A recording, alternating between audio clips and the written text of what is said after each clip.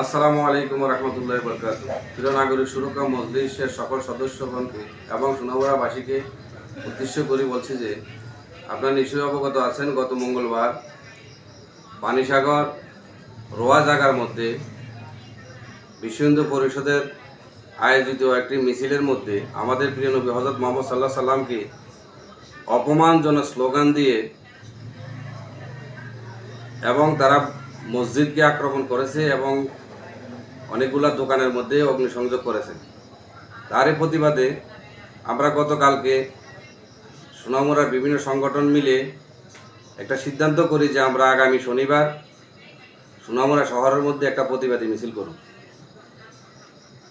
যার জন্য আমরা আজকে সোনামুড়া এসডিও স্যার এবং এসডিএম স্যারের সাথে আমরা সৌজন্যমূলক সাক্ষাৎ করি এবং পারমিশন চাই। কিন্তু দুঃখের বিষয়, বর্তমান পৌরসভা এবং নগর পঞ্চায়েতের নির্বাচনের কারণে ওনারা আমাদেরকে কোনো রকম সহযোগিতা করতে পারবেন না বলে আমাদেরকে জানাইছেন। সেই সুবাদে আমরা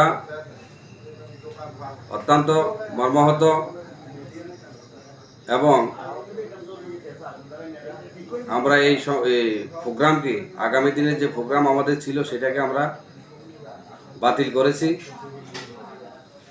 আর যারা এই পর্যন্ত আমাদের প্রোগ্রামের ব্যাপারে প্রচার করেছেন, যদিও আমরা অফিসিয়ালিভাবে কাউকে জানাই নেই, আপনারা আনঅফিসিয়ালভাবে যারা প্রচার করেছেন আর আগামী দিন আর প্রচার করবেন না, প্রোগ্রামটা সম্পূর্ণভাবে ক্যান্সেল হয়েছে। এবং আগামী শনিবার আমরা মাননীয় এসডিএম মহোদয় সাহেবের সাথে সৌজন্যমূলক সাক্ষাৎ করিব এবং উনি আমাদেরকে সেই সময় সুযোগ আমাদেরকে দিয়েছেন। আসসালামু আলাইকুম রহমতুল্লাহ।